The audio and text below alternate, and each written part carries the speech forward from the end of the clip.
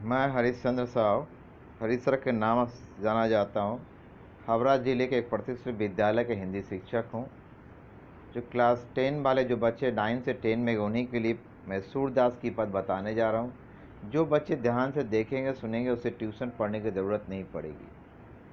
आपको सुनना और समझना है और अपने विद्या पर ध्यान देना है। मैं पहली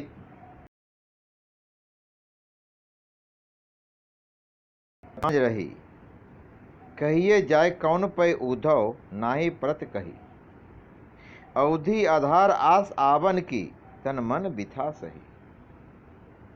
अब इन जोग संदेश ने सुनी सुनी बिरहनी बिरह दही, चाहती होती गुहारी जितही तय उत्मय उततय धार बही। सूरदास अब धीर धरही क्यों मर्यादा न लही। कुछ शब्दों के अर्थ बता देता हूँ जिससे आप लोग को तकलीफ नहीं हो समझने में। मांझ मने में, आधार मने आधार सहारा, आवन मने आगमन आने की, बिथा मने व्यथा, संदेशनी संदेश, बिरहानी वियोग में जीने वाली, बिरह दही बिरह की आग में जल रही, हुतु मने थी, गुहारी मने रक्षा के लिए पुकारना, जितही तय जहाँ से, उत उधर वहाँ, धार मने धारा लहर, धीर धैर्य, मर्यादा मर्यादा प्रतिष्ठा, लही नहीं रही नहीं रखी। मैं इसकी प्रसंग बताता हूँ, उसके बाद व्याख्या बताऊँगा। बच्चों ध्यान से देखिए। जो बच्चे ध्यान से देखेंगे उसे अच्छी तरह समझ में आएगी। प्रसंग है इसकी, प्रस्तुत पद भक्त सूरदास के द्वारा रचित सूरसागर से भ्रमर गीत से लिया गया है, जो हमारी पाठ्य पुस्तक में संकलित है। श्री कृष्ण के द्वारा भेजे गए उद्धव ने गोपियों को ज्ञान का उपदेश दिया था। श्री कृष्ण के द्वारा भेजे गए उद्धव ने गोपियों को ज्ञान का उपदेश दिया था, जिसे सुनकर वे हताश हो गई थी। वे श्री कृष्ण को ही अपना एकमात्र सहारा मानती थी। गोपियां श्री कृष्ण को ही अपना एकमात्र सहारा मानती थी, पर उन्हीं के द्वारा भेजा हुआ हृदय विदारक संदेश सुनकर वे पीड़ा और निराशा से भर उठी। उन्होंने कातर स्वर में दुख भरी स्वर में उद्धव के समक्ष अपनी व्यथा सुनाई थी, अपनी दुख दर्द सुनाई थी। किसने? गोपियां ने। किसको? उद्धव को। व्याख्या है, गोपियां कहती है कि हे उद्धव, हमारे मन में छिपी बात तो मन में ही रह गई। हम सोचती थी कि जब श्री कृष्ण वापस आएंगे तब हम उन्हें विरह वियोग में झेले सारे कष्टों की बातें सुनाएंगे। हमारे मन में छिपी बात तो मन में ही रह गई। हम सोचती थी कि जब श्री कृष्ण वापस आएंगे तब हम उन्हें विरह वियोग में झेले सारे कष्टों को बातें सुनाएंगे। परंतु उन्होंने निराकार ब्रह्म को प्राप्त करने का संदेश भेज दिया है।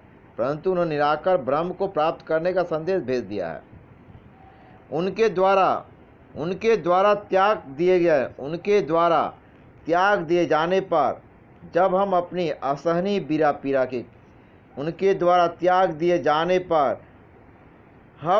अब हम अपनी असहनीय पीड़ा को कहानी किसे जाकर सुनाए, किसे अपनी कहानी सुनाए, किसे अपनी दुख दर्द कहानी सुनाए। हमसे यह और अधिक कहीं भी नहीं जाती। अब तक हम उनके वापस लौटने की उम्मीद के सहारे अपने तन और मन इस विरह पीड़ा को सहती आ रही थी। अब इन योग संदेशों को सुनकर हम विरहिणियों वियोग में जलने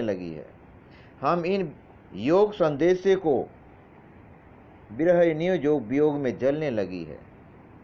विरह के सागर में डूबती हुई, विरह के सागर में डूबती हुई हम गोपियों को जहाँ सहायता मिलने की आशा थी, जहाँ सहायता मिलने की आशा थी, जहाँ हम अपनी रक्षा के लिए पुकार लगाना चाहती थी, जहाँ हम अपनी रक्षा के लिए पुकार लगाना चाहती थी, अब उसी स्थान से योग संदेश रूपी जल की प्रेम जल की ऐसी प्रबल धारा बही है, संदेश रूपी जल की ऐसी प्रबल धारा बही है कि हमारे प्राण लेकर ही रुकेगी, हमारे प्राण लेकर ही रुकेगी।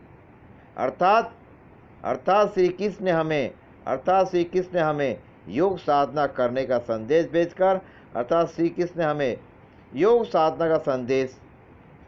साधना करने का संदेश भेजकर हमारे प्राण ले लेने की कार्य किया है। योग साधना करने का संदेश भेजकर हमारे प्राण ले लेने का कार्य किया है। हे उद्धव तुम ही बताओ कि अब हम धैर्य धारण कैसे करें। हे उद्धव तुम ही बताओ कि अब धारण कैसे करें। जिन श्री कृष्ण के लिए